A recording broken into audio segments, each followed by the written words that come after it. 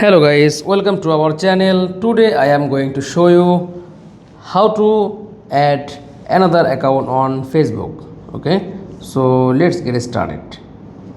Then first of all click on Facebook app, then click on menu. Okay, then back.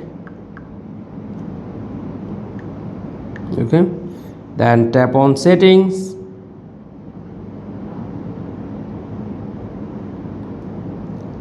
Then